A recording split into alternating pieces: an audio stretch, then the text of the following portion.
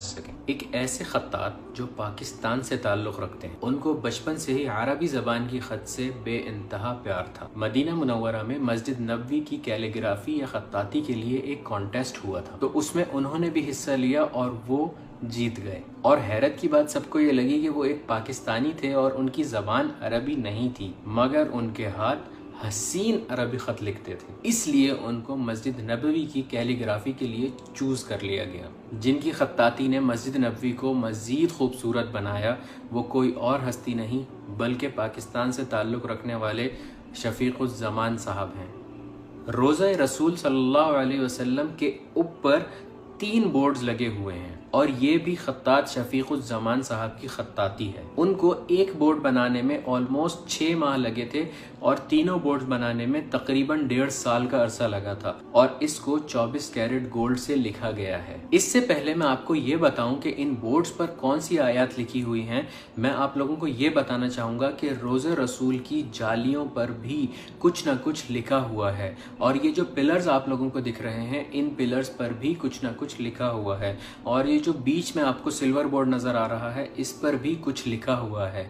آئیے دیکھتے ہیں۔ رائٹ سائڈ پر 2 بورڈز ہیں، ان میں سب سے اوپر والے بورڈ پر یہ شاعری لکھی ہوئی ہے: نبی عظیم خلقہ الخلق الذی لہ عظم الرحمن فی سید الکتب۔ عظیم نبی، ان کے اخلاق وہ اخلاق ہیں جس کی تعظیم اللہ پاک نے سید الکتب یعنی قرآن پاک میں کی ہے۔ اور نیچے والے بورڈ پر سورۃ الاحزاب کی آیت نمبر 40 اور 41 لکھی ہوئی ہیں: ما كان محمد ابا احد من رجالكم ولكن رسول الله وخاتم النبيين وكان الله بكل شيء عليما يا ايها الذين آمنوا اذكروا الله ذكرا كثيرا۔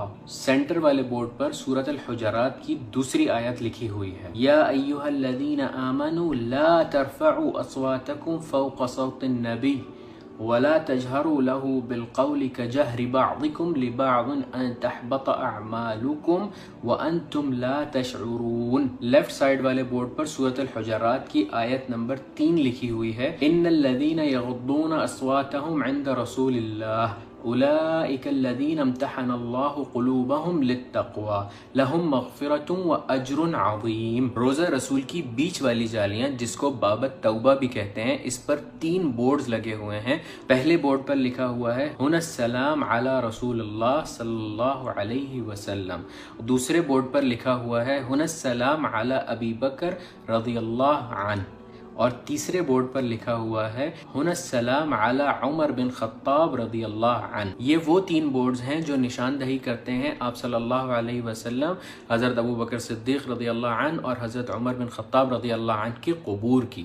اور روضہ رسول کی جالیوں پر جو محراب بنی ہوئی ہے، رائٹ سائڈ پر اس میں لا الہ الا اللہ لکھا ہوا ہے، اور لیفٹ سائڈ پر محمد رسول اللہ لکھا ہوا ہے۔ اس کے بالکل نیچے لا الہ الا اللہ الملک الحق المبین لکھا ہوا ہے، اور لیفٹ سائڈ پر محمد الرسول اللہ صادق الوعد الامین لکھا ہوا ہے، اور بیچ والی جالیوں پر بھی یہی لکھا ہوا ہے لا الہ الا اللہ الملک الحق المبین، اور اس کے نیچے لکھا ہوا ہے محمد الرسول اللہ صادق الوعد الامین۔ روضہ رسول کے رائٹ اور لیفٹ والے پلرز پر شاعری لکھی ہوئی ہے۔ رائٹ والے پلر پر لکھا ہوا ہے یا خیر من دفنت بالقاع اعظمہ فطاب من طیبہن القاع والاکم۔ سب سے زیادہ عظیم اور خیر والی ہستی اس زمین میں ہے، ان کی خوشبو سے زمین بھی مہک اٹھی۔ لیفٹ والے پلر پر لکھا ہوا ہے نفس الفداء لقبر انت ساکن فیہ العفاف وفیہ جود والکرم۔ فدا ہے میری نفس